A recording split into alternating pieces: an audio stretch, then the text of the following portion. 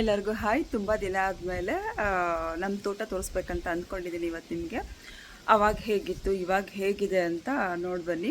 ಇವತ್ತು ವಿಶ್ವ ಪರಿಸರ ದಿನ ಇರೋದ್ರಿಂದ ಜೂನ್ 5ನೇ ತಾರೀಕು ಆಗಿರೋದ್ರಿಂದ ಇವತ್ತು ಮತ್ತೊಮ್ಮೆ ನನ್ನ ತೋಟ ತೋರಿಸ್ಬೇಕಂತ ಅನಿಸ್ತು. ಸೊ ಹಾಗಾಗಿ ಇವತ್ತು ನಾನು ನಿಮಗೆ ನಮ್ಮ ತೋಟಕ್ಕೆ ಕರ್ಕೊಂಡು ಹೋಗ್ತೀನಿ. ತೋಟ ಅಂದರೆ ಮನೆಯಿಂದೇನು ತುಂಬ ದೂರ ಇಲ್ಲ, ಇಲ್ಲೇ ಹತ್ರನೇ ಇರೋದು, ಮನೆ ಪಕ್ಕನೇ ಇರೋದು. ಸೊ ಆಗಿಂದ ನಾನು ವ್ಲಾಗ್ಸ್ ನೋಡ್ತಿರೋರಿಗೆ ಗೊತ್ತಿರುತ್ತೆ, ಹೊಸದಾಗಿ ನೋಡಿದವ್ರಿಗೆ ಗೊತ್ತಿರಲ್ಲ. ನೋಡಿ ಏನೇನು ತೊಗೊಂಡು ಹೋಗ್ತಾ ಇದ್ದೀನಿ ಅಂತ. ಇದು ಡ್ರೈ ಫ್ರೂಟು ವೀಡಿಯೋ ಮಾಡ್ಕೊಳ್ಳೋದು. ಇದು ಗುಡ್ಲಿ, ಇಲ್ಲಿ ಕನಕಾಂಬರ ಪೈರಿದೆ. ಆದರೆ ಗುಳಿಲಿ ಎಲ್ಲ ಮಳೆ ಇವಾಗ ಜೋರಾಗಿ ಬಂತಲ್ವ, ಮಳೆ ರಾಯಿನ ಹಬ್ಬ ಮಾಡಿದ್ಮೇಲೆ ಮಳೆ ಜೋರಾಗಿ ಬಂದ್ಬಿಟ್ಟಿದೆ. ಸೊ ಹಾಗಾಗಿ ಎಲ್ಲ ಪೈರು ಅಲ್ಲೇ ಗುಳಿ ಮಾಡಿದ ಕಡೆನೇ ಕೊಳ್ತೋಗಿದೆ. ನೋಡಿ ನಮ್ಮ ಮನೆ ಹತ್ರ ವಾತಾವರಣ ಎಷ್ಟು ಚೆನ್ನಾಗಿದೆ ಅಂತ. ಈ ವಾತಾವರಣದಲ್ಲಿ ಇರೋದಕ್ಕಂತೂ ನಮ್ಗೆ ತುಂಬಾ ಖುಷಿ ಇದೆ. ಇಲ್ಲೊಂದು ಮೆಣಸಿನ್ಕಾಯಿ ಗಿಡ ಇದೆ, ಇಲ್ಲಿ ಎಲೆ ಎಂಬಿದೆ. ಎಲೆ ಜೊತೆಗೆ ಕಳೆ ಕೂಡ ಬೆಳ್ಕೊಂಡಿದೆ ಮಳೆ ಬಂದಮೇಲೆ. ಇವಾಗೂ ಒಂದು 15 ದಿನದ ಹಿಂದೆ ಕಳೆ ಎಲ್ಲ ಕೀಳಿಸಿ ಗುಳಿ ಎಲ್ಲ ಮಾಡಿಸ್ದೆ. ಕಳೆ ಕೀಳ್ಸೋದಕ್ಕೆ 800 ರೂಪಾಯಿ ಆಯಿತು, ಮತ್ತು ಗುಳಿ ಮಾಡಿಸೋದಕ್ಕೆ 750 ಆಯಿತು. ಹೂವಿಂದ ಎಷ್ಟು ಆದಾಯ ಬರುತ್ತೋ ಅಷ್ಟೇ ಖರ್ಚಿರುತ್ತೆ. ಮನೆ ಮುಂದೆ ಒಂದಷ್ಟು ಕಾಕಡ ಗಿಡ, ಕನಕಾಂಬರ ಗಿಡ, ಗುಲಾಬಿ ಗಿಡ ಮತ್ತು ಸೇವಂತಿಗೆ ಗಿಡ ಇದೆ. ಅತ್ತೆಗೆ 2 ಕಣ್ಣು ಆಪ್ರೇಷನ್ ಆಯ್ತು ಅಂತ ನಿಮ್ಗೆ ಹೇಳಿದ್ದೆ. ನಮ್ಮ ಅತ್ತೆ ಕನಕಾಂಬರ ಎಲ್ಲ ಹಾಕ್ಕೊಂಡಿದ್ದು, ನಾನು ಕಾಕಡ ಗಿಡ ಮಾತ್ರ ಹಾಕ್ಕೊಂಡಿದ್ದು. ಅವ್ರಿಗೆ ಕಣ್ಣು ಆಪ್ರೇಷನ್ ಆದಮೇಲೆ ಕನಕಾಂಬರ ಗಿಡ ನನಗೆ ವಹಿಸಿದ್ದಾರೆ, ಅವ್ರು ಬರೋವರೆಗೂ ನೋಡ್ಕೊ ಅಂತ. ಅದಕ್ಕೆ ನಾನು ಕನಕಾಂಬರ ನೋಡ್ಕೋತಾ ಇದ್ದೀನಿ. ಇಲ್ಲಿ ನೋಡಿ ಕನಕಾಂಬರ ಪೈರೆಲ್ಲ ಇಲ್ಲಿ ಹುಟ್ಟಿದೆ. ಇಲ್ಲೊಂದು ಹಾಗಲಕಾಯಿ ಗಿಡ ಕೂಡ ಬಂದಿದೆ. ಇಲ್ಲಿ ನೋಡಿ ದಾಸವಾಳದ ಗಿಡ ಎಷ್ಟು ದೊಡ್ಡದಾಗಿದೆಯೋ ಅಷ್ಟು ದೊಡ್ಡದಾಗಿ ಮೆಣಸಿನ್ಕಾಯಿ ಗಿಡ ಕೂಡ ಬೆಳೆದಿದೆ. ಸಾಮಾನ್ಯವಾಗಿ ಮೆಣಸಿನ್ಕಾಯಿ ಗಿಡ ತುಂಬ ದೊಡ್ಡದಾಗಿ ಬೆಳೆಯೋದಿಲ್ಲ, ಪೊದ್ರು ಥರ ಒಂದು ಮೀಡಿಯಮ್ ಹೈಟಿಗೆ ಬರುತ್ತೆ. ಆದರೆ ಇದು ಒಳ್ಳೆ ತೆಂಗಿನ ಮರ ಥರ ಇಷ್ಟು ಉದ್ದ ಬಂದಿದೆ. ನೋಡ್ದವರೆಲ್ಲ ಆಶ್ಚರ್ಯ ಪಡ್ತಾರೆ. ಇದು ಬುಲೆಟ್ ಮೆಣಸಿನ್ಕಾಯಿ. ಇವಾಗ ಸೀಸನ್ ಇಲ್ವೋ ಏನೋ ಗೊತ್ತಿಲ್ಲ, ಕಾಕಡ ಗಿಡದಲ್ಲಂತೂ ಎಲ್ಲೋ ಒಂದೊಂದು ಮೊಗ್ಗಿದೆ ಅಷ್ಟೇ, ಜಾಸ್ತಿ ಹೂ ಬಿಡ್ತಿಲ್ಲ. ನಿಮಗೆ ನಾನಿವಾಗ ಮನೆ ಮುಂದೆ ಇರೋ ಗಿಡಗಳನ್ನ ತೋರಿಸ್ದೆ, ಮನೆ ಹಿಂದೆ ಯಾವ್ಯಾವ ಗಿಡ ಇದೆ ಅಂತ ತೋರಿಸ್ತೀನಿ ಬನ್ನಿ. ಇದು ನಮ್ಮ ಅತ್ತೆ ಮಾವ ಇರುವಂತಹ ಮನೆ. ಅವ್ರ ಮನೆ ಮುಂದೆ ನೆಲದ ಮೇಲೆ ತುಳಸಿ ಗಿಡ ಹಾಕಿರೋದಕ್ಕೆ ಕಪ್ಪು ತುಳಸಿ ಗಿಡ ಮತ್ತು ಹಸಿರು ತುಳಸಿ ಗಿಡ 2 ತುಂಬ ಚೆನ್ನಾಗಿ ಬಂದಿದೆ. ಇವತ್ತು ಕನಕಾಂಬರ ಹೂ ಕುಯ್ಯೋದಿತ್ತು, ಆದರೆ ಕುಯ್ಯೋದಕ್ಕಾಗಲಿಲ್ಲ. ಕಾಕಡ ಹೂಗಳಂತೂ ಇಲ್ಲ ಸದ್ಯಕ್ಕೆ. ಕನಕಾಂಬರ ಹೂ ವಹಿಸಿರೋದ್ರಿಂದ ನನಗೆ ಒಂದು 5 ದಿನಕ್ಕೊಂದು ಸಲ 200 ಗ್ರಾಮ್ ಅಥವಾ 1/4 kg ಹೂ ಸಿಗುತ್ತೆ. ಅಷ್ಟಕ್ಕೆ 80ರಿಂದ 90, 100 ರೂಪಾಯಿ ಅಷ್ಟು ದುಡ್ಡು ಸಿಗುತ್ತೆ 5 ದಿನಕ್ಕೊಂದು ಸಲ. ಇಲ್ಲಿ ನೋಡಿ, ಇಲ್ಲೊಂದು ಟ್ಯಾಂಕ್ ಇದೆ. ಈ ಟ್ಯಾಂಕಿಗೆ ನೀರು ತುಂಬಿಸ್ಕೊಂಡು ನಾನು ಗಿಡಗಳಿಗೆ ಬಿಂದಿಗೆನಲ್ಲಿ ನೀರು ಹಾಕ್ತೀನಿ, ಪೈಪ್ನಲ್ಲಿ ಕೂಡ ಹಾಕ್ತೀನಿ. ಆದರೆ ಬೆಳಿಗ್ಗೆ ನೀರು ಬಿಡೋ ಟೈಮ್ಗೆ ಕರೆಕ್ಟಾಗಿ ನಾನು ಶಾಲೆನ ಸ್ಕೂಲಿಗೆ ಕಳಿಸೋದಿರುತ್ತೆ. ಹಾಗಾಗಿ ಅವಳಿಗೆ ಸ್ಕೂಲಿಗೆ ಕಳಿಸಿ ಪಾತ್ರೆ ತೊಳೆದು ಎಲ್ಲ ಮಾಡಿ ತಿಂಡಿ ಎಲ್ಲ ರೆಡಿ ಮಾಡಿ ಆಮೇಲೆ ಬಂದು ಗಿಡಕ್ಕೆ ನೀರು ಹಾಕೋಬೇಕಾಗುತ್ತೆ. ಹಾಗಾಗಿ ನಾನು ಇಲ್ಲಿ ಟ್ಯಾಂಕಿಗೆ ನೀರು ತುಂಬಿಸ್ಕೊತೀನಿ. ಇಲ್ಲೊಂದು ಕರಿಬೇವಿನ ಗಿಡ ಇದೆ. ನಿಜವಾಗ್ಲೂ ಬೆಳಗ್ಗೆ ಟೈಮ್ ತುಂಬಾ ಟೆನ್ಷನ್ ಆಗಿಬಿಡ್ತೀನಿ, ಮನೆ ಕೆಲಸನೇ ಮಾಡೋದು ಇಲ್ಲ ಹೂವಿನ ಗಿಡನೇ ನೋಡ್ಕೊಳ್ಳೋದು ಅನ್ನೋ ಥರ. ಯಾಕಂದರೆ ನೀರು ಬರೋದು ಅದೇ ಟೈಮ್ಗೆ, ಹೂ ಬಿಡಿಸೋದು ಅದೇ ಟೈಮ್ಗೆ, ಶಾಲೆಗೆ ತಿಂಡಿ ಮಾಡಿ ಅವಳನ್ನ ಕಾಲೇಜಿಗೆ ಕಳಿಸೋದು ಅದೇ ಟೈಮ್ಗೆ. ಹಾಗಾಗಿ ಸ್ವಲ್ಪ ಹಿಂಸೆನೇ. ಇಲ್ಲಿ ನೋಡಿ, ಒಂದು ಗಿಡ ಮಾತ್ರ ಚೆನ್ನಾಗಿದೆ, ಇನ್ನು 3 ಗಿಡ ಕೊಳ್ತೋಗಿದೆ ಮಳೆ ಜಾಸ್ತಿ ಊದಿರೋದಕ್ಕೆ. ಹೂ ಇವಾಗ ಕಾಕಡ ಹೂ ಜಾಸ್ತಿ ಸಿಗ್ತಿಲ್ಲ, ಕನಕಾಂಬರ ಹೂ ಮಾತ್ರ ಸಿಗ್ತಿರೋದು. ಅದು ಒಂದು 200 ಗ್ರಾಮ್ ಸಿಗ್ತಿದೆ ಅಷ್ಟೇ. ಕಾಕಡ ಹೂ ಯಾರ ಹತ್ರನೂ ಇಲ್ಲ, ಅದಕ್ಕೆ ಕಾಕಡ ಹೂಗೆ ರೇಟ್ ಜಾಸ್ತಿ ಆಗಿದೆ. ಏನೋ 1000ಕ್ಕಿಂತ ಜಾಸ್ತಿ ಅಂತ ಹೇಳ್ತಿದ್ರು. ಕನಕಾಂಬರ 400, 500, 800ವರೆಗೂ ಇದೆ ನೋಡಿ. ಚೆನ್ನಾಗಿ ಬಲ್ತಿರೋ ಗಿಡಗಳೆಲ್ಲ ಸ್ವಲ್ಪ ಚೆನ್ನಾಗಿ ಕೂತಿದೆ. ಇದು ಹೊಸದಾಗಿ ನೆಟ್ಟಿರೋದು. ಕಳೆ ಹೆಂಗೆ ಬೆಳೀತಾ ಇದೆ ಅಂದರೆ ಗಿಡಕ್ಕಿಂತ ಫಾಸ್ಟಾಗಿ ಬೆಳೀತಿದೆ. ಮಧ್ಯ 4 ಗಿಡ ಇರೋದು ನೋಡಿ, ಹೊರಟೋಗಿದೆ ಎಲ್ಲ, ಎಲ್ಲೋ ಒಂದು ಕೂತಿದೆ ಅಷ್ಟೇ ಕನಕಾಂಬರ. ಅಯ್ಯಪ್ಪ, ಈ ಕಡೆ ಹೆಂಗಪ್ಪ ಹೋಗ್ಸೋದು? ಈಗ ಚಿಕ್ಕ ಚಿಕ್ಕ ಗಿಡ ಹಿಂಗಿದೆ, ದೊಡ್ಡದಾಗ್ಬಿಟ್ರೆ ತೋಟದ ತುಂಬ ಬರೀ ಕಳೆನೇ ಇರುತ್ತೆ. ಅಲ್ಲಿ ನೋಡಿ ಒಂದು 4 ದಳ್ಳಿ ಗಿಡ ಇದೆ. ಹಾವು ಬರಬಾರ್ದು ಅಂತ ಹಾಕ್ತಾರಲ್ವ ಆ ಸೊಪ್ಪಿದು. ಇಲ್ಲೊಂದು ದಾಸವಾಳ ಗಿಡ ಇದೆ, ಇದು ರೆಡ್ ಕಲರ್ ದಾಸವಾಳ. ಇಲ್ಲೊಂದು ಎಲೆ ಎಂಬಿದೆ.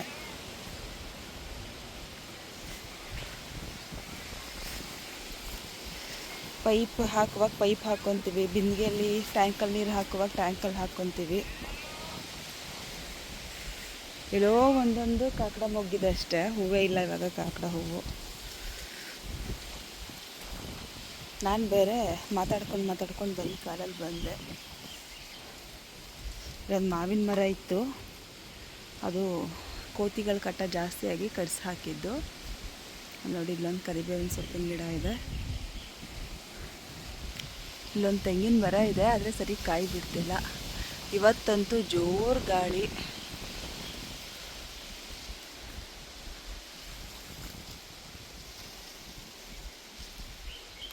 ಇದು ನಂದಿ ಬಟ್ಟಲು ಹೂವಿನ ಗಿಡ, ಅದು ಕೂಡ ಹೂ ಕಡಿಮೆ ಆಗಿಬಿಟ್ಟಿದೆ ಇವಾಗ ಮಳೆಗೆ.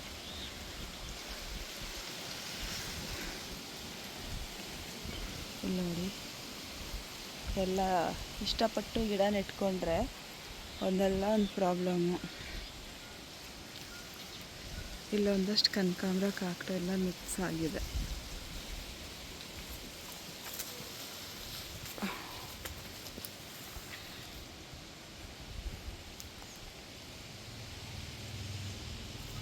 ಕಡೆಯೂ ಹಂಗೆ ಬೆಳೀತಾ ಇದೆ ನೋಡಿ. ಇಲ್ಲೋ ಒಂದೊಂದು ಕಾಕಡ ಮೊಗ್ಗಿದೆ, ಜಾಸ್ತಿ ಇಲ್ಲ.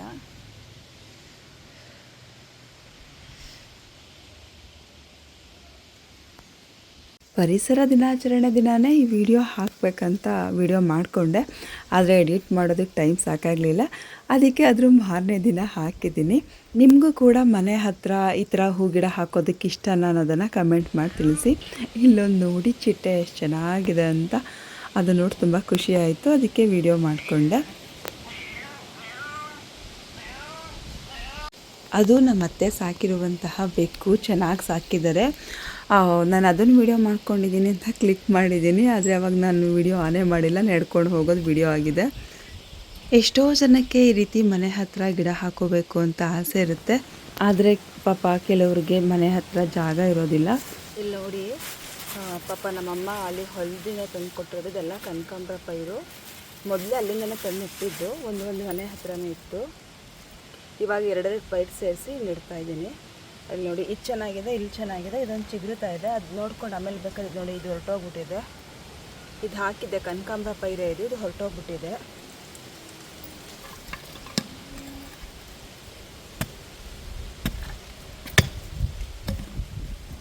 ಗಿಡ ಹಾಕಿದ್ಮೇಲೆ ನೀರು ಹಾಕ್ಬೇಕು. ಮತ್ತೆ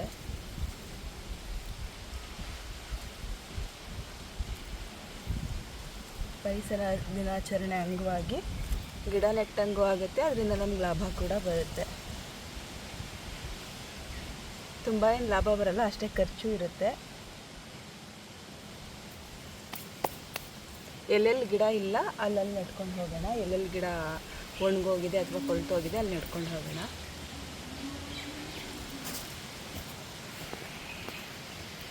ಇಲ್ಲೊಂದು ಗುಡಿಯಲ್ಲಿ ಗಿಡನೇ ಇಲ್ಲ, ಒಂದೇ ಒಂದಿದೆ. 3 ಗಿಡ ಹೋಗ್ಬಿಟ್ಟಿದೆ. ಈಗ 3 ಗಿಡಕ್ಕೂ ನೆಡಬೇಕು. 3 ಗಿಡ ನೆಡಬೇಕು, ಎರಡೆರಡು ಗಿಡ ನೆಡ್ತೀನಿ. ಯಾಕಂದರೆ ಒಂದು ಗಿಡ ಹೋದರೂ ಮತ್ತೊಂದು ಗಿಡ ಚಿಗುರುಕೊಳ್ಳುತ್ತೆ. ಸೊ ಹಾಗಾಗಿ ಒಂದು ಸತಿ ನೆಡುವಾಗ ಈ ರೀತಿ ಜೋಡಿಸ್ಕೊಂಡು, ಬೆಳಗ್ಗೆನೇ ತಂದು ಕೊಟ್ಟರು, ಬೆಳಗ್ಗೆನೇ ನೆಡಬೇಕಿತ್ತು. ಆದರೆ ಬೆಳಗ್ಗೆಯಿಂದ ಬರೋದು ಟೈಮ್ ಸಾಕಾಗಲಿಲ್ಲ. ಅದಕ್ಕೆ ಇವಾಗ ಬಂದು ಹಿಂಗೆ ಎರಡೆರಡು ಜೋಡಿಸ್ಕೊಂಡು ನೆಟ್ಟರೆ ಸಂಜೆ ನೀರು ಹಾಕಿದ್ರೆ ಸಂಜೆ ಬಿಸಿಲಿರಲ್ಲ ಅಲ್ವಾ, ಸೊ ಕುತ್ಕೊಳ್ಳೋದು ಚೆನ್ನಾಗಿ. ಇಲ್ಲಿ ನೋಡಿ, ಇದೊಂದೇ ಕನಕಾಂಬರ ಚೆನ್ನಾಗಿರೋದು. ಇದೆಲ್ಲ ಕಳೆ ನೋಡಿ, ಕಳೆ ಎಷ್ಟು ಚೆನ್ನಾಗಿ ಬಂದಿದೆ. ಆದರೆ ಇಲ್ಲಿ ನಾನು 4 ಗಿಡ ನೆಟ್ಟಿದ್ದೆ, ಎಲ್ಲ ಹೊರಟೋಗಿದೆ. ಇಲ್ಲಿ ನೋಡಿ, ಇದು ಹೊರಟೋಗಿರೋದು. ಸೊ ಇವಾಗ ಒಂದು ಗುಳಿಲಿ 4 ಕಡೆ ನೆಡ್ಬೋದು, ಅಂದರೆ 4 ಗಿಡ ನೆಡ್ಬೋದು. ಇಲ್ಲಿ ಆಲ್ರೆಡಿ ಒಂದು ಗಿಡ ಇರೋದ್ರಿಂದ ಇಲ್ಲಿ 3 ಗಳಿಗೆ ನೆಲ್ಲ 3 ಕಡೆ ನೆಡ್ತೀನಿ. ನೋಡಿ, ಪೂರ್ತಿ ಮೇಲ್ವರೆಗೂ ನೆಟ್ಬಿಟ್ರೆ ಇದು ಕೊಳ್ತೋಗ್ಬಿಡುತ್ತೆ ಕಾಂಡ. ಅದಕ್ಕೆ ಬರೀ ಬೇರಿಗೆ ಮಾತ್ರ ನೆಡಬೇಕು. ಗಿಡ ನೆಡೋದು ಅಷ್ಟು ಸುಲಭ ಇಲ್ಲ. ಗಿಡ ನೆಟ್ಟ ಮೇಲೆ ಅದನ್ನು ಜೋಪಾನ ಕಾಪಾಡ್ಕೊಳ್ಳೋದಿರೋದು. ಹೇಳೋದ್ನಲ್ಲ, ಈಗ ನೆಟ್ಟಿನ 1 ವಾರ ಆಗಿಲ್ಲ, ಆಗ್ಲೇ ಸತ್ತೋಗ್ಬಿಟ್ಟಿದೆ. ಸೊ ಇವುಗಳನ್ನೂ ಜೋಪಾನ ಮಾಡ್ಕೋಬೇಕು. ಒಂದೊಂದು ಗುಳಿಗೆ 2 ಗಿಡ ನೆಡ್ತಾಯಿದ್ದೀನಿ. ಹಿಂಗೆ ಬೇರಿಗೆ ಮಾತ್ರ ಮಣ್ಣು ಕೊಡಬೇಕು. ಈ ಥರ ಫುಲ್ಲು ಮೇಲ್ವರೆಗೂ ಕೊಟ್ಬಿಟ್ರೆ ಗಿಡ ಹೋಗಿಬಿಡುತ್ತೆ. ಎರಡಲ್ಲಿ ಒಂದು ಗಿಡ ಆದರೂ ಉಳ್ಕೊಳ್ಳಿ ಅಂತ ನೆಡ್ತಾ ಇದ್ದೀನಿ. ನೋಡೋಣ. ಈ ಕಳೆಗಳನ್ನ ಹೀಗೆ ಬಿಟ್ಬಿಟ್ರೆ ದೊಡ್ಡ ದೊಡ್ಡ ಗಿಡ ಆಗಿ ಕೀಳೋದಕ್ಕೆ ಹಿಂಸೆ ಆಗುತ್ತೆ. ಸೊ ಇಷ್ಟಿದ್ದಾಗಲೇ ರೀತಿ ಅಗತೆ ಮಾಡ್ಕೋಬೇಕಾಗತ್ತೆ. ಹೀಗೆ ಆವಾಗ ಮಣ್ಣು ಸ್ವಲ್ಪ ಲೂಸ್ ಆಗುತ್ತಲ್ವ, ಗಿಡಗಳು ಮೇಲಕ್ಕೆ ಬೆಳೆಯಲ್ಲ. ಮತ್ತು ಬೇರೆ ಬೀಜ ಇದ್ದರೂ ಕೂಡ ಬೆಳೆಯೋದಕ್ಕೆ ಬಿಡಲ್ಲ. ಮಳೆ ಬಂದಿರೋದಕ್ಕೆ ಇಷ್ಟೊಂದು ಬಂದಿರೋದು. ಮಳೆ ಬಂದಿಲ್ಲ ಅಂದರೆ ಇಷ್ಟೊಂದೇನು ಬರ್ತಿರಲಿಲ್ಲ. ಇಲ್ಲಿ ನೋಡಿ, ಪೈರು ಹೂವಿನ ಪೈರು ಕೂಡ ಇಷ್ಟು ಚೆನ್ನಾಗಿ ಬರೋಲ್ಲ, ಅಷ್ಟು ಚೆನ್ನಾಗಿ ಕಳೆ ಬಂದಿದೆ.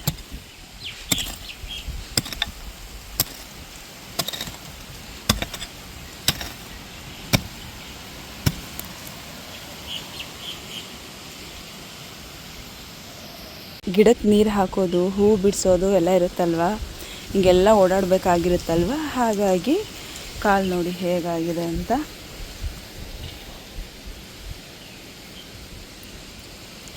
ಅಯ್ಯೋ ಇದೆಲ್ಲ ಯಾಕೆ ಬೇಕಂತ ಅನಿಸುತ್ತೆ ಒಂದೊಂದು ಸಲ.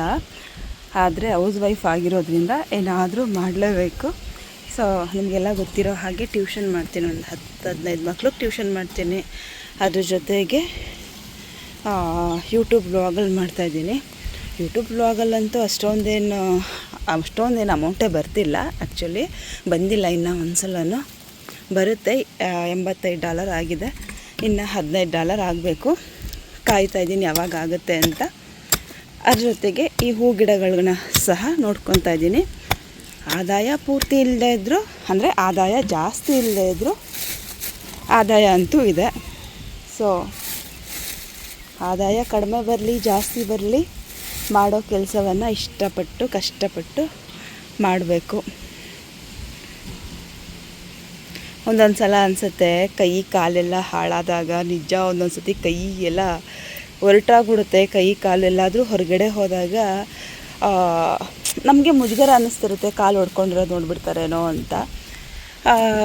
ಬಟ್ ಇದರಿಂದ ಹೂವಿಂದ ಆದಾಯ ಬರುತ್ತಲ್ವ, ವಾರಕ್ಕೊಂದ್ಸಲಿ ಪೇಮೆಂಟ್ ಆಗುತ್ತಲ್ಲ ನೋಡಿ, ಆ ಪೇಮೆಂಟ್ ಆಗುವಾಗ ತುಂಬ ಖುಷಿ ಆಗುತ್ತೆ. ಅಯ್ಯೋ ಯಾರು ಏನು ಅಂದ್ಕೊಂಡ್ರೇನೋ, ಮಕ್ಕಳು ದೊಡ್ಡವರಾಗ್ತಿದ್ದಾರೆ. ಈಗಿನ ಎಜುಕೇಷನ್ಗೆ ಎಷ್ಟು ದುಡ್ಡಿದ್ರೂ ಸಾಕಾಗಲ್ಲ. ಸೊ ಹಾಗಾಗಿ ಮಾಡೋಣ ಅನಿಸುತ್ತೆ. ಹೂ ರೇಟ್ ಇಲ್ಲದಾಗ, ಏನಾದರೂ ಈ ಥರ ಕಳೆ ಜಾಸ್ತಿ ಬೆಳ್ಕೊಂಡು ನಾವು ಖರ್ಚು ಮಾಡುವಾಗ, ನೋಡಿದ್ದು ಹೊರಟೋಗ್ಬಿಟ್ಟಿದೆ.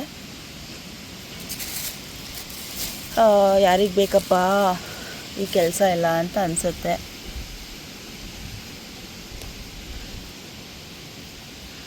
ಆಳಾಗಿ ದುಡಿಬೇಕು, ಅರಸನಾಗಿರಬೇಕು ಅನ್ನೋದು ನನ್ನ ಯೋಚನೆ, ನನ್ನ ಸಿದ್ಧಾಂತ. ನಾನು ಯಾವಾಗಲೂ ಹಾಗೆ ಇರ್ತೀನಿ ಕೂಡ. ಆಳಾಗಿ ದುಡಿತೀನಿ, ಎಷ್ಟೇ ಕಷ್ಟ ಆದರೂ ಆ ಕೆಲಸ ಮಾಡ್ತೀನಿ. ಎಲ್ಲಾದರೂ ಹೊರಗಡೆ ಹೋದರೆ ರಾಣಿ ಥರನೇ ಹೋಗೋದು. ಎಲ್ಲರೂ ಹೇಳ್ತಾರೆ, ನೀವು ಎಲ್ಲ ಈ ಕೆಲಸ ಎಲ್ಲ ಮಾಡ್ತೀರಾ ಅಂತ ಅನ್ಸೋದೇ ಇಲ್ಲ ಅಂತ. ಆಮೇಲೆ ಏನೋ ಜಾಬ್ಗೆ ಹೋಗ್ತೀರಾ ಅಂತ ಅನಿಸುತ್ತೆ ಅಂತ ಹೇಳ್ತಿರ್ತಾರೆ ಹೊರಗಡೆ ಹೋದವರು. ಸೊ ಕಷ್ಟಪಟ್ಟರೆ ಅಲ್ವಾ ಓದ್ ಕಡೆ ನಾವು ಆರಾಮಾಗಿ ಎಲ್ಲರ ಥರ 4 ಸರಿಯಾಗಿರಬೇಕು ಅಂತ ಹೇಳ್ತಾರಲ್ಲ, ಹಂಗಿರೋಕ್ಕಾಗೋದು. ಇಲ್ಲಾಂದರೆ ರೈತರಾಗ್ಬಿಟ್ಟು ಏನೂ ಮಾಡದೆ ಕುತ್ಕೊಂಡ್ಬಿಟ್ರೆ ಏನೂ ಆಗಲ್ಲ. ಇದಕ್ಕೆಲ್ಲ ಇನ್ಸ್ಪಿರೇಷನ್ ನಮ್ಮ ಅತ್ತೆನೇ. ನಮ್ಮ ಅತ್ತೆ ಹೇಳಿ ಹೇಳಿ ಮಾಡಿಸಿಲ್ಲ ಅಂದರೆ ನಿಜ ನಾವು ಏನೂ ಮಾಡ್ತಿರ್ಲಿಲ್ಲ. ಅವರಂತೂ ಇವಾಗ ಒಂದು 80 ಮೇಲಾಗಿದೆ ಏಜು. ಇವತ್ತಿಗೂ ಅವರು ಗಿಡ ಹಾಕ್ಕೊಂಡಿದ್ದಾರೆ, ತೋಟಕ್ಕೆ ಹೋಗ್ತಾರೆ, ಹೂವು ಬಿಡಿಸ್ತಾರೆ, ಗಿಡ ನೋಡ್ಕೊತಾರೆ, ಕಳೆ ಕಿತ್ಕೊತಾರೆ, ಎಲ್ಲ ಮಾಡ್ಕೊತಾರೆ.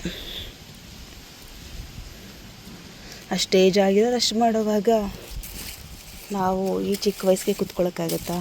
ಚಿಕ್ಕ ವಯಸ್ಸೇನಲ್ಲ, ಅರ್ಧ ವಯಸ್ಸು ಆಗೇ ಹೋಯ್ತು ಬಿಡಿ.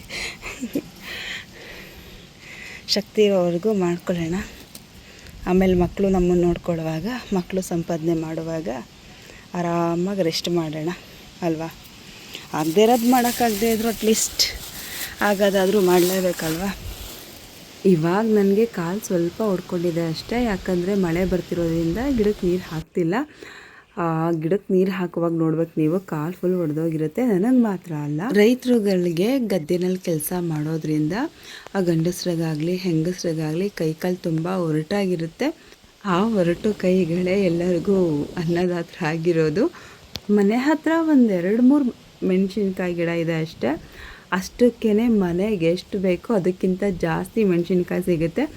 ಜೊತೆಗೆ ಮನೆಗೆ ಬೇಕಾಗಿರುವಂತಹ ಒಣಮೆಣಸಿನ್ಕಾಯಿ ಕೂಡ ಅದರಲ್ಲೇ ಆಗುತ್ತೆ.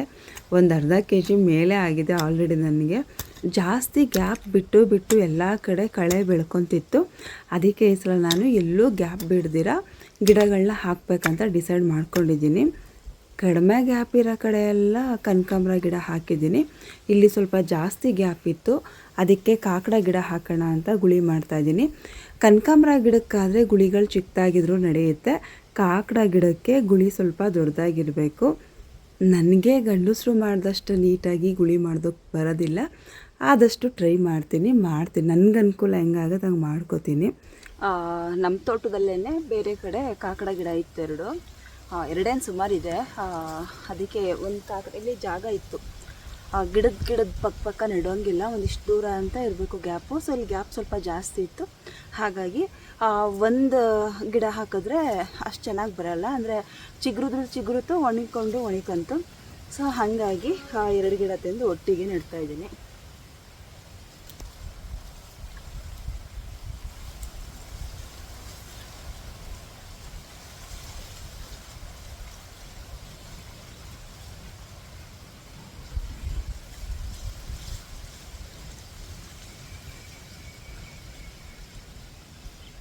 ನಾನು ಇನ್ನು ಸ್ವಲ್ಪ ಆಳವಾಗಿ ಗುಳಿ ಮಾಡಬೇಕಿತ್ತು. ಇದು ಚಿಕ್ಕ ಗಿಡಗಳನ್ನ ನೆಟ್ಟಿದ್ರೆ ಈ ಗುಳಿ ಸಾಕಾಗ್ತಿತ್ತು.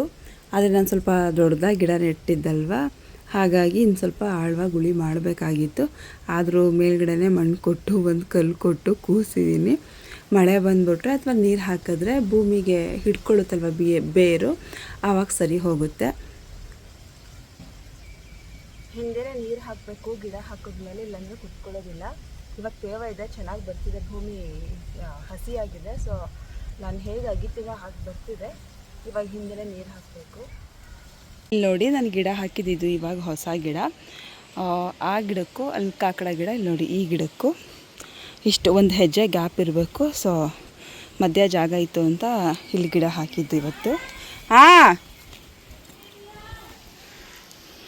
ಬಂದ್ಯಾ ಗಿಡ ಕಾಣಿಸ್ತಾ ಇಲ್ಲ ನಿನ್ನ ಕತ್ಲೆ. ಇಲ್ಲಿ ನೋಡಿ, ಇಲ್ಲೆಲ್ಲ ಕನಕಾಂಬರ ಪೈರು ಹಾಕಿದ್ದೀನಲ್ವ, ಇಲ್ಲಿ ಗ್ಯಾಪ್ ಇದೆ. ಇಲ್ಲಿ ಕಾಕಡ ಗಿಡ ಇದೆ, ಅಲ್ಲಿ ಕಾಕಡ ಗಿಡದ ಮಧ್ಯ ಗ್ಯಾಪ್ ಇದೆ. ಸೊ ಇಲ್ಲೊಂದು ಗುಳಿ ಮಾಡಬಹುದು. ಇಲ್ಲೊಂದು ಕನಕಾಂಬರ ಪೈರುಗಳಿದೆ ನೋಡಿ, ಇನ್ನೂ ಎಷ್ಟೊಂದು ಪೈರಿದೆ. ಸೊ ವೇಸ್ಟ್ ಆಗೋದು ಬೇಡ ಪೈರು ಅಂದ್ಕೊಂಡು ಇಲ್ಲೊಂದು ಗುಳಿ ಮಾಡಿ ನೆಡ್ತಾಯಿದ್ದೀನಿ.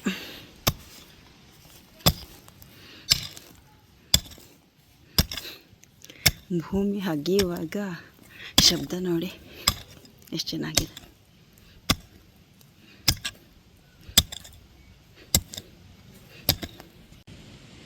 ಹುಳ ಹುಳ ಹುಳ ನೋಡಿ, ಆದರೆ ಇದು ಎರೆಹುಳು ಅಲ್ಲ. ಇದು ಯಾವ ಹುಳ ಗೊತ್ತಿದ್ರೆ ಕಮೆಂಟ್ ಮಾಡಿ.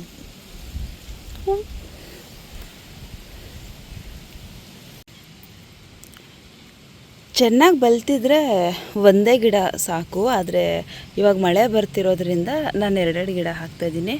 ಗಿಡ ಚೆನ್ನಾಗಿ ಬಲ್ತಿದ್ರೆ, ಅಂದರೆ ಒಂದು ತಿಂಗಳು ಮೇಲೆ ಪೈರಾಗಿದ್ದರೆ ಚೆನ್ನಾಗಿ ಬಲ್ತಿರುತ್ತೆ. ಸೊ ಹಾಗೇನಾದರೂ ಚೆನ್ನಾಗಿ ಬಲ್ತಿದ್ರೆ ಒಂದೊಂದು ಗಿಡನೇ ಹಾಕ್ಕೊಳ್ಳಿ, 2 ಗಿಡ ಏನು ಅವಶ್ಯಕತೆ ಇರೋಲ್ಲ. ಇದು ಪೈರು ಸ್ವಲ್ಪ ಚಿಕ್ಕದು, ಜೊತೆಗೆ ಮಳೆ ಬರ್ತಿದೆ ಅಲ್ವಾ, ಹೊರಟೋಗ್ಬಿಟ್ರೆ ಅಂದ್ಕೊಂಡು ನಾನು 2 ಹಾಕ್ತಿದ್ದೀನಿ ಅಷ್ಟೇ. ನಮ್ಮ ಅತ್ತೆ ಬೆಳಿಗ್ಗೆನೇ ಗಿಡ ತಂದು ಕೊಟ್ಟಿದ್ದು ಹೊಲದಿಂದ. ನಾನು ಆವಾಗ ಸ್ವಲ್ಪ ನೀರು ಹಾಕಿಡಬೇಕಿತ್ತು. ಒಂದು ಬೋಸಿಗೆ ಏನಾದರೂ ಅಥವಾ ಒಂದು ಬೋಸಿ ಅಥವಾ ಒಂದು ಬೌಲ್ಗೆ ನೀರು ಹಾಕಿ ಅದಕ್ಕೆ ಗಿಡ ಹಾಕಿಟ್ಟಿದ್ರೆ ಗಿಡ ಇನ್ನೂ ಫ್ರೆಶ್ ಆಗಿರೋದು. ನಾನು ಮರ್ತುಬಿಟ್ಟೆ, ಸುಮ್ಮನೆ ಕವರಲ್ಲಿ ಹಾಗೆ ಇಟ್ಬಿಟ್ಟೆ. ಹಾಗಾಗಿ ಬಾಡ್ಕೊಂಡಂಗಿದೆ. ನೀರು ಹಾಕಿದ್ಮೇಲೆ ಸರಿ ಹೋಗುತ್ತೆ. ಬಟ್ ಆಗಲೇ ನೀರು ಹಾಕಿಟ್ಟಿದ್ರೆ ಇದನ್ನು ಇವಾಗ ಕಿತ್ಕೊಂಡು ಬಂದು ನೆಡ್ತೀವಲ್ವ, ಹಾಗಿರೋದು ಗಿಡಗಳು.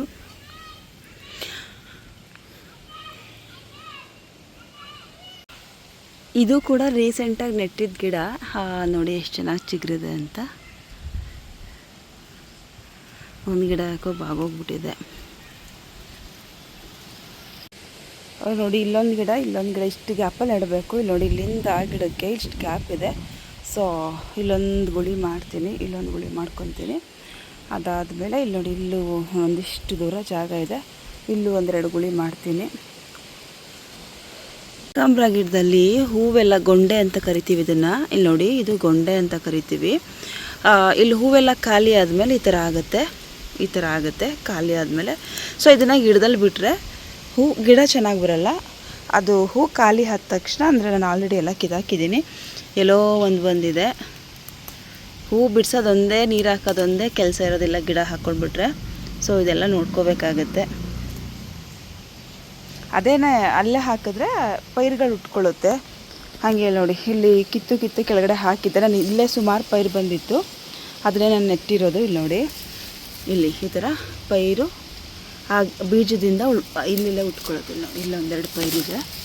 ಇಲ್ಲಿ ನೋಡಿ, ಈ ಥರ ಆ ಗೊಂಡೆನ ಮುರಿದು ಅಲ್ಲೇ ಹಾಕ್ಕೊಂಡ್ರೆ ಗಿಡದ ಕೆಳಗಡೆಗೆ ಪೈರುಗಳು ತಾನಾಗಿ ಉಟ್ಕೊಳ್ತಾವಲ್ಲೇ. ನೋಡಿ, ಈ ಥರ ನೋಡಿದ್ದು ಎರಡೆಲೆ ಬಂದಿರೋದು, ಇದೆರಡೆಲೆ ಬಂದಿರೋದು. ಇಲ್ಲಿ ನೋಡಿ ಪೈರುಗಳು ಹೇಗಿದೆ ಅಂತ. ಶಾರು ಕಾಲೇಜಿಂದ ಬಂದಿದ್ಲು, ಇವಾಗ ನೆಟ್ಟಿರೋ ಗಿಡಗಳಿಗೆ ನೀರು ಹಾಕೋಣ ಅಂತ ನೀರು ತೊಗೊಂಡು ಬಾ ಅಂದೆ. ಶಾರುಗೊಂದು ಬಿನ್ಗೆ ನೀರು ತೊಗೊಂಡು ಬಾ ಅಂದೆ, ಇವಾಗ ಹಾಕಿರೋ ಗಿಡಕ್ಕೆ ನೀರು ಹಾಕೋಣ ಅಂತ ತಂದು ಕೊಡ್ತಾ ಇದ್ದಾಳೆ. ಇವಾಗ ಕಾಲೇಜಿಂದ ಬಂದ್ಲು ಅವಳು. ಕಾಲೇಜ್ ಹೆಂಗಿತ್ತು? ಯಾರಿಗೆಲ್ಲ ಈ ವಿಡಿಯೋ ಇಷ್ಟ ಆಗುತ್ತೆ ಒಂದು ಲೈಕ್ ಮಾಡಿ. ಫಸ್ಟ್ ಟೈಮ್ ನನ್ನ ಚಾನಲ್ನ ನೋಡ್ತಿರೋರು ಸಬ್ಸ್ಕ್ರೈಬ್ ಮಾಡೋದನ್ನು ಮರಿಬೇಡಿ. ಜೊತೆಗೆ ನಾನು ಹಾಕಿರೋ ಗಿಡಗಳು ಚೆನ್ನಾಗಿ ಬಂದು ಚೆನ್ನಾಗಿ ಹೂ ಬಿಡಲಿ ಅಂತ ಹಾರೈಸಿ. ಗಿಡ ಹೇಗೆ ಬೆಳಿತೀವಿ ಅಂತ ಅವಾಗವಾಗ ನಿಮ್ಗೆ ತೋರಿಸ್ತೀನಿ. ಜೊತೆಗೆ ಗಿಡ ದೊಡ್ಡದಾದ್ಮೇಲೆ ಎಷ್ಟು ಹೂ ಬಿಡ್ತಿದೆ ಅಂತಲೂ ನಾನು ನಿಮ್ಗೆ ಹೇಳ್ತೀನಿ. ಇವಾಗ ಗಿಡ ಹಾಕಿದ್ದೀನಿ ಅಲ್ವಾ, ಅದಕ್ಕೆ ಮಾತ್ರ ಸ್ವಲ್ಪ ನೀರು ಹಾಕ್ತಿದ್ದೀನಿ. ಜೋರಾಗಿ ಹಾಕಬಾರ್ದು, ಜೋರಾಗಿ ಹಾಕಿಬಿಟ್ರೆ ಗಿಡ ಮೇಲೆ ಬಂದುಬಿಡುತ್ತೆ. ಸೊ ನಿಧಾನವಾಗಿ ಹಾಕಬೇಕು. ಬೇಕು ಅಂತ ಹೇಳಿದ್ರೆ ಮೊದಲೇ ನೀರು ಹಾಕಿ ಆಮೇಲೆ ಗಿಡ ಹಾಕಬಹುದು. ಮಳೆ ಬಂದಿತ್ತಲ್ವ, ತೇವ ಇತ್ತು ಅಂತ ಹೇಳಿ ನಾನು ಸುಮ್ಮನೆ ಹಂಗೆ ಗಿಡ ಹಾಕಿದ್ದೀನಿ. ಇವಾಗ ನೀರು ಹಾಕ್ತಾಯಿದ್ದೀನಿ. ಸ್ವಲ್ಪ ಎಲ್ಲಿ ಗಿಡ ಹಾಕಿರ್ತೀವೋ ಗುಳಿಗೆ ಆ ಗಿಡಕ್ಕೆ ಮಾತ್ರ. ಇದು ಹಳೆ ಗಿಡಗಳಿಗೇನು ಬೇಡ, ಕೂತಿದೆ ಚೆನ್ನಾಗಿ ಹಳೆ ಗಿಡಗಳಲ್ಲಿ. ನೋಡಿ, ಇದು ಇವಾಗ ಹೊಸದಾಗಿ ನೆಟ್ಟಿದ್ದು, ಅದಕ್ಕೆ ಮಾತ್ರ ಹಾಕ್ತಾಯಿದ್ದೀನಿ.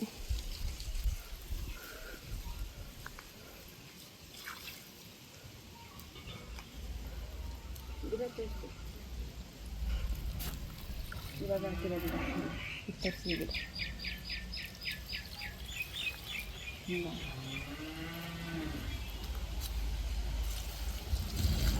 ಗಿಡದ ಹತ್ರ ಬಂದುಬಿಟ್ರೆ ಹೇಗೆ ಟೈಮ್ ಪಾಸ್ ಆಗುತ್ತೆ ಅನ್ನೋದೇ ಗೊತ್ತಾಗೋದಿಲ್ಲ, ಟೈಮೇ ಸಾಕಾಗೋದಿಲ್ಲ, ಹಂಗೆ ಆಗಿಬಿಡುತ್ತೆ. ಗುಳಿ ಮಾಡಿ ಗಿಡ ನೆಟ್ಟು ಎಲ್ಲ ಆದಮೇಲೆ ಹೂ ಬಿಡಿಸ್ಕೊಂಡು ಬಂದೆ. ಇಷ್ಟೇ ಹೂ ಸಿಗ್ತಿರೋದು ಇವಾಗ. ಇಷ್ಟು ಹೂ ಕೊಡೋದಕ್ಕಾಗೋದಿಲ್ಲ. ಇವತ್ತು ಹೆವಿ ಗಾಳಿಗೆ ಒಣಗಾಕಿರೋ ಬಟ್ಟೆ ಎಲ್ಲ ಗಾಳಿಪಟದ ಥರ ತೂರಾಡ್ತಾ ಇದೆ.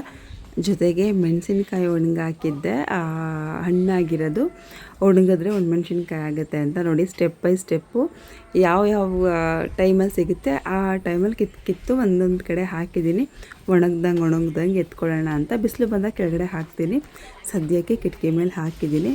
ಇಲ್ಲಿ ನೋಡಿ, ಮೆಣಸಿನ್ಕಾಯಿ ಗಿಡದಲ್ಲಿ ಈ ಥರ ಹಣ್ಣಾಗಿರೋದನ್ನು ಕಿತ್ಕೊಂಡು ಒಣಗಾಕಿರೋದು. ನನಗೆ ಎಟ್ಟುತ್ತಾನೆ ಎಲ್ಲ ಎಗ್ರಿ ಕಿತ್ಕೋತಿರೋದು. ನಿಜ ನನಗೆ ಆಶ್ಚರ್ಯ, ಮೆಣಸಿನ್ಕಾಯಿ ಗಿಡ ಇಷ್ಟು ಉದ್ದಕ್ಕೆ ಬೆಳೆಯುತ್ತಾ ಅಂತ. ನಿಮ್ಮ ಕಡೆ ಕೂಡ ಇಷ್ಟು ಉದ್ದಕ್ಕೆ ಮೆಣಸಿನ್ಕಾಯಿ ಬೆಳೆಯುತ್ತಾ ಗಿಡ ಅಂತ ಕಮೆಂಟ್ ಮಾಡಿ ತಿಳಿಸಿ. ಇದು ಬುಲೆಟ್ ಮೆಣಸಿನ್ಕಾಯಿ, ತುಂಬಾ ಖಾರ ಇರುತ್ತೆ. ನಿಮಗೆ ಅದು ನನಗಿಂತ ಎತ್ತರವಾಗಿದೆ ಅಂತ ಗೊತ್ತಾಗಲಿ ಅಂತ ಮುಂದೆ ವಿಡಿಯೋ ಮಾಡಿ ತೋರಿಸ್ತಾ ಇದ್ದೀನಿ. ಇನ್ನೂ ಕನಕಾಂಬರ ಪೈರಿತ್ತು ಅಂತ ಮನೆ ಮುಂದೆ ಕೂಡ ಒಂದೆರಡು ಗುಳಿ ಮಾಡಿ ನೆಟ್ಟಿದೆ. ಇವತ್ತೇ ಸ್ವಲ್ಪ ಸಿಕ್ಕಿರೋದು. ಒಣಮೆಣ್ಸಿನ್ಕಾಯಿ ಇನ್ನೂ ಜಾಸ್ತಿ ಸಿಗುತ್ತೆ. ಕಿಟಕಿ ಹತ್ತಿರ ನನಗೆ ಜಾಗ ಇರೋದ್ರಿಂದ ಮೆಣಸಿನ್ಕಾಯಿ ಹಾಕ್ಕೊಳ್ಳೋಕೆ ಈಸಿ ಆಯಿತು. ಈ ಕಿಟಕಿ ಮಾತ್ರ ಅಲ್ಲ, ಫ್ರಂಟ್ ಕಿಟಕಿ ಮೇಲೂ ಕೂಡ ಹಾಕಿದ್ದೀನಿ. ಅಂದರೆ ಇದು ಫಸ್ಟ್ ಬ್ಯಾಚು. ಇದಾಗಲೇ ಒಣಮೆಣ್ಸಿನ್ಕಾಯಿ ಆಗೋ ಸ್ಟೇಜಿಗೆ ಬಂದಿದೆ. ಹೇಳ್ದಲ್ವ, ಅರ್ಧ kg ಮೇಲೇ ನನಗೆ ಮೆಣಸಿನ್ಕಾಯಿ ಸಿಕ್ಕಿದೆ. ಒಣಮೆಣ್ಸಿನ್ಕಾಯಿ, ಹಸಿಮೆಣ್ಸಿನ್ಕಾಯಿ ಜಾಸ್ತಿನೇ ಸಿಕ್ಕಿದೆ ಬಿಡಿ.